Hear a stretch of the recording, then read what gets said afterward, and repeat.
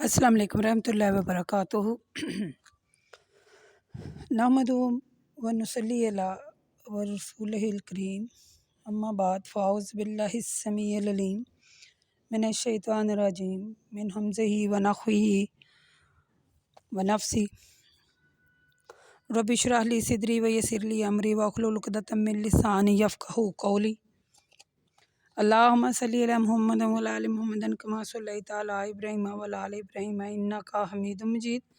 اللہم بارک علی محمد وعلی آل محمد کما بارکت علی ابراہیم وعلی آل ابراہیم انک حمید مجید۔ آج ہماری سورۃ صافات مکمل ہو گئی اور آج ہم سورۃ جمعہ پڑھیں گے۔ یہ بھی ویسے ہی شروع ہو رہی ہے جیسے کہ پچھلی صورتیں، یسبح للہ ما فی السماوات و ما فی الارض الملک القدوس العزیز الحکیم۔ هو الذی بعث فی الامین رسولا منہم یتلو علیہم آیاتہ ویزکیہم ویعلمہم الکتاب والحکمہ وَإِنَّ كَانُوا مِن قَبْلُ لَفِي ضَلَالٍ مُّبِينٍ وَآخَرِينَ مِنْهُمْ لَمَّا يَلْحَقُوا بِهِمْ وَهُوَ الْعَزِيزُ الْحَكِيمُ۔ ذَلِكَ فَضْلُ اللَّهِ يُؤْتِيهِ مَن يَشَاءُ وَاللَّهُ ذُو الْفَضْلِ الْعَظِيمِ۔ ٹھیک ہے، یعنی آسمان اور زمین میں جتنی چیزیں ہیں سب کا حقیقی بادشاہ اللہ ہے، اور وہ حکمت والا ہے، اور وہ چیزیں تسبیح پڑھتی ہیں۔ وہی ہے جس نے ناخواندگان لوگوں میں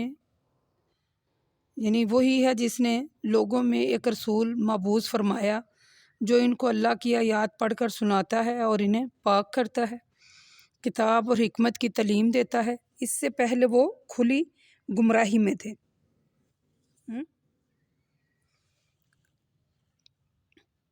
اور لوگوں کے علاوہ دوسرے لوگ بھی جو ابھی ان سے ملے نہیں، اس کو بھی رسول بنا کر بھیجا، اور اللہ غالب اور حکمت والا ہے۔ یہ اللہ کا فضل ہے کہ جس کو چاہتا ہے عطا کرتا ہے، اور اللہ بڑے فضل والا ہے۔ یعنی یہ جو امیین ہے، امی کی جمع ہے، آخرین جو ہے، آخرین یعنی آخر کی جمع ہے۔ ٹھیک ہے، آسمانوں میں اور زمینوں میں سب چیزیں اللہ کی تسبیح پڑھتی ہیں۔ اللہ کہتا ہے کہ جو لوگ یعنی کہ پڑھے لکھے لوگ نہیں ہیں، انہی میں سے میں نے ایک رسول بنایا، ان کو اللہ کی آیات پڑھ کر سناتا اور انہیں پاک کرتا۔ عرب کے جو لوگ تھے وہ زیادہ پڑھنا لکھنا نہیں جانتے تھے۔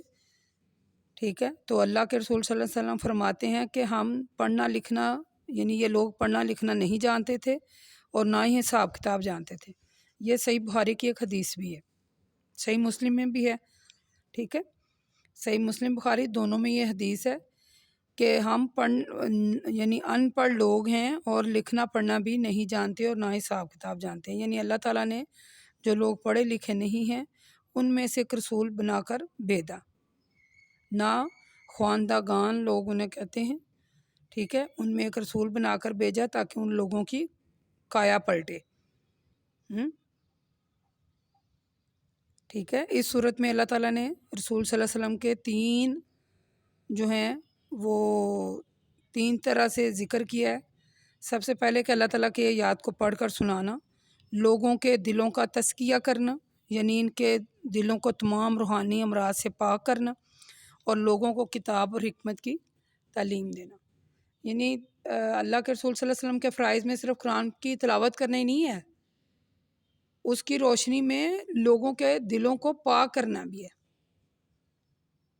ٹھیک ہے، مثل اللہ زینہ، اللہ کہتے ہیں ان لوگوں کی مثال جن کو تورات کا حامل بنایا گیا لیکن انہوں نے اس کے بوجھ کو اٹھایا نہیں۔ جیسے گدھے پر کتابیں لادی ہوں نا، ویسے یعنی یہ مثال دی ہے۔ اور اے لوگوں اچھی طرح سمجھ لو جو لوگ اللہ کی آیات کا انکار کرتے ہیں، ٹھیک ہے، ان کی مثال گدھے جیسی ہے۔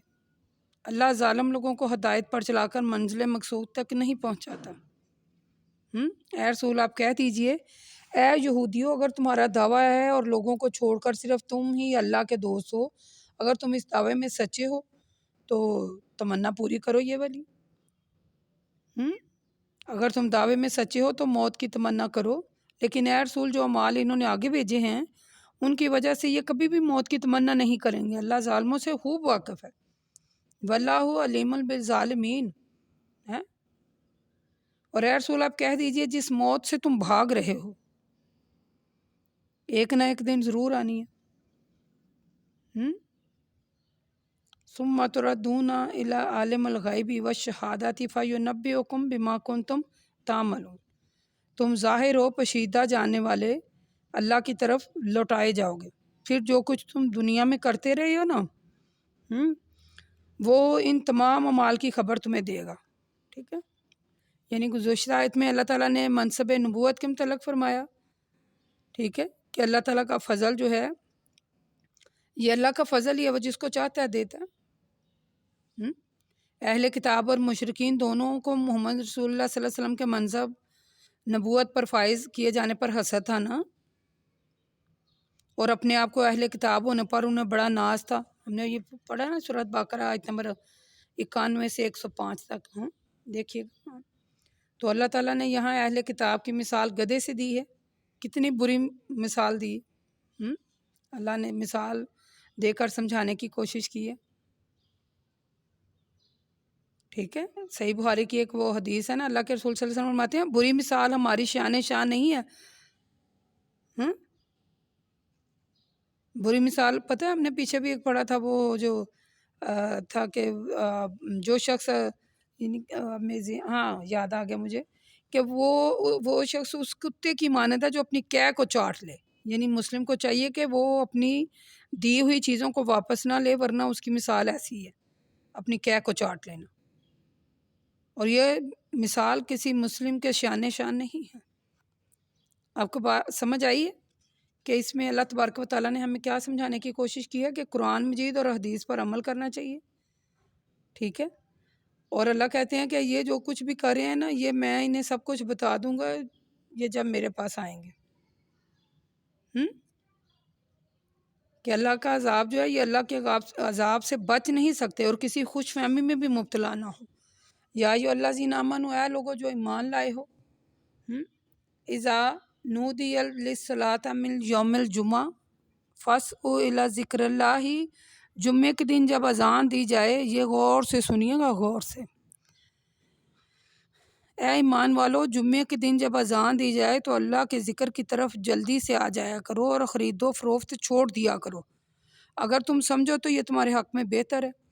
پھر جب نماز ختم ہو جائے تو تم زمین میں پھیل سکتے ہو اور اللہ کا فضل تلاش کر سکتے ہو، اور اے ایمان والو اللہ کو پھر بھی کثرت سے یاد کیا کرو تاکہ تم فلاح پاؤ،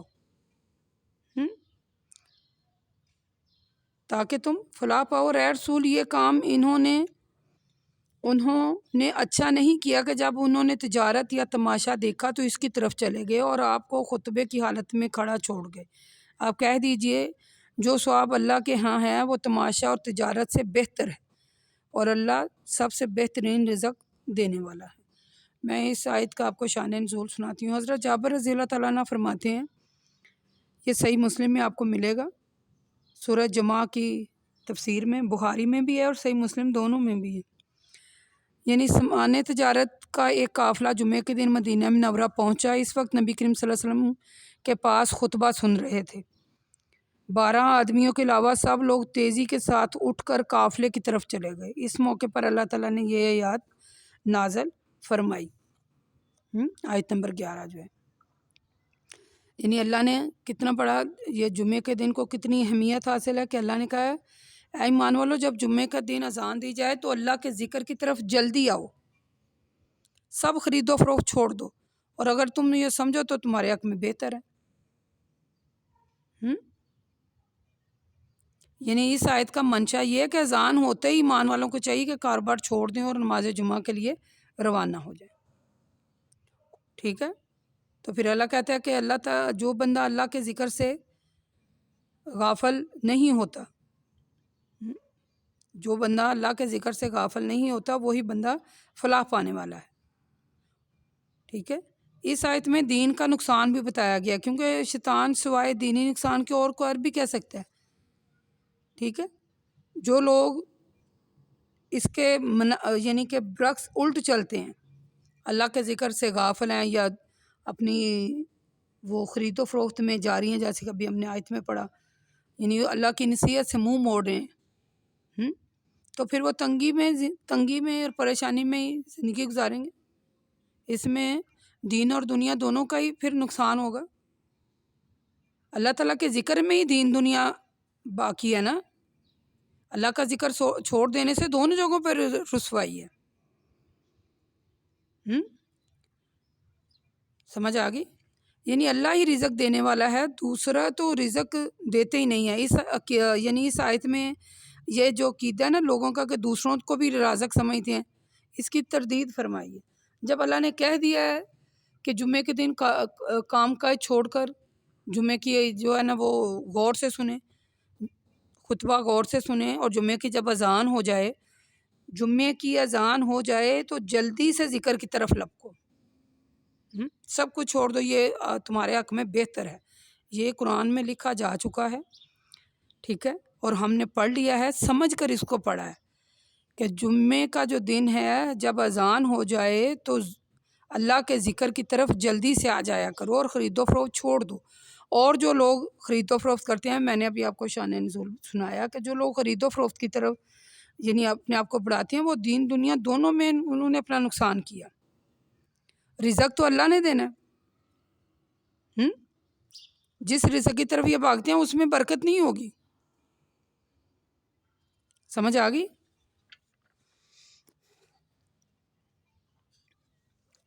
یعنی جمعہ کے دن جو ہے اذان ہوتے ہی کاروبار بند کر دینے چاہیے، اللہ کے ذکر کی طرف روانہ ہونا چاہیے۔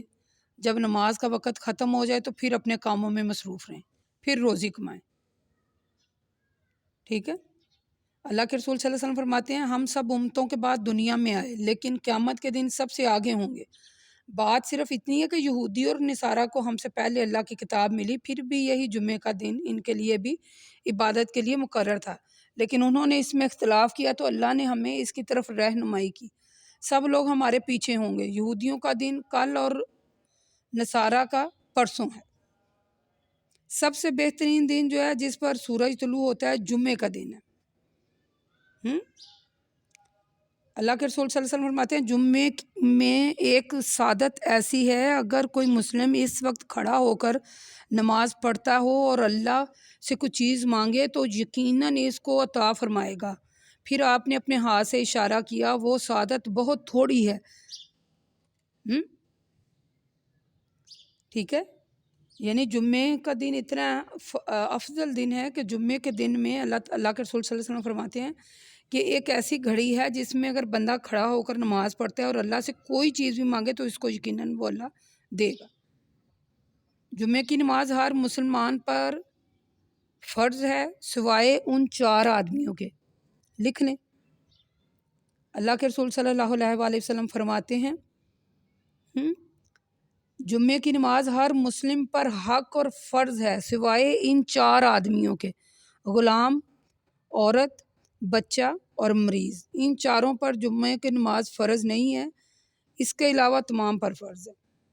پھر دوبارہ سن لیں، غلام، عورت، بچہ اور مریض۔ یعنی جمعے کی نماز کی جب اذان ہو جائے تو پھر کسی کاروبار میں مشغول نہ ہو، فوراً مسجد میں آئے، ٹھیک ہے، اور پیدل چلتا ہوا آئے تو زیادہ ثواب ہے، اور امام کے قریب جگہ حاصل کرے، ٹھیک ہے۔ جمعے کے دن نہائے، مسواک کرے، خوشبو اگر میسر ہے تو وہ بھی لگائے۔ یعنی اللہ کے رسول صلی اللہ علیہ وسلم نے فرمایا، صحیح بخاری کی حدیث ہے، جو آدمی جمعے کے دن غسل کرے اور جہاں تک صفائی کر سکتا ہے کرے، اور اپنے تیل میں سے تیل ڈالے، یا اپنے گھر والوں یعنی اپنے سر میں تیل ڈالے اور اپنے گھر والوں کی خوشبو میں سے خوشبو لگائے، پھر اگر گھر سے نکلے تو مسجد میں 2 آدمیوں کے درمیان تفریق نہ کرے، پھر جتنی نماز اس کی تقدیر میں ہو وہ پڑھے، اور جب امام خطبہ دے تو اس وقت خاموش رہے، تو اس جمعے سے لے کر دوسرے جمعے تک گناہ بخش دیے جاتے ہیں، ٹھیک ہے۔ سر میں تیل ڈالے، علیحدہ علیحدہ حدیثیں ہیں ان سب کے سلسلے میں نے آپ کو اکٹھی کر کے سنائی ہیں۔ جمعے کے دن کیا کریں؟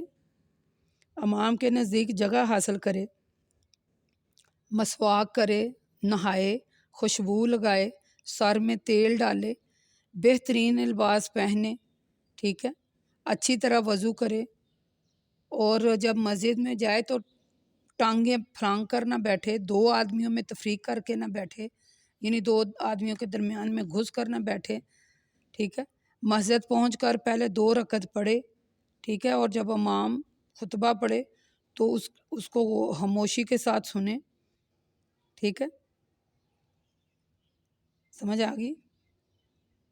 جب خطبہ شروع ہو جائے تو اسے خاموشی سے سنیں، خطبے کے دوران یعنی ہرگز بات نہ کرے، سمجھ آ گئی؟ اور دوران خطبہ یعنی بالکل ساکت ہو کے بالکل خاموشی سے خطبے کی طرف توجہ کر کے اس کو سنیں۔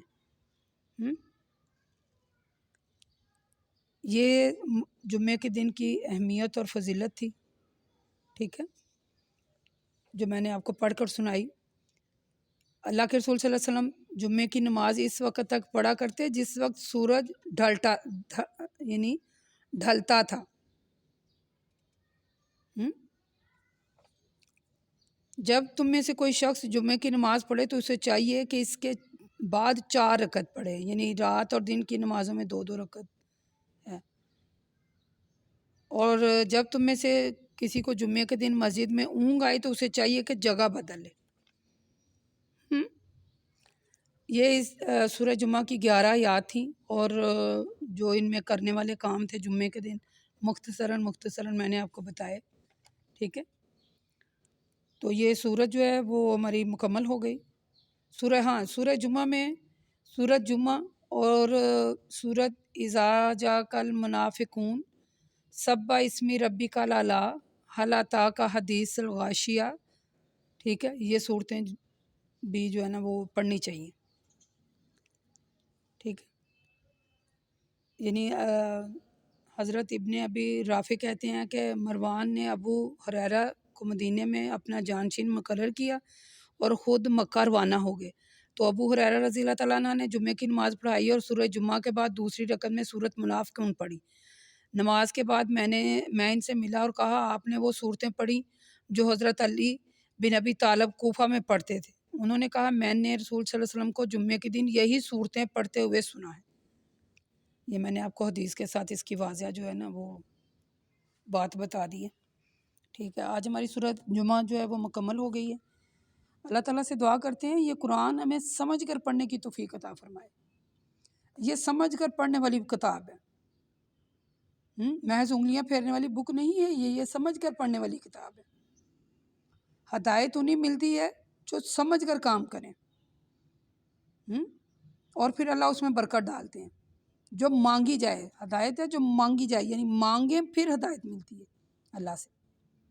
بقول قولی ھذا استغفر اللہ۔ السلام علیکم ورحمۃ اللہ وبرکاتہ۔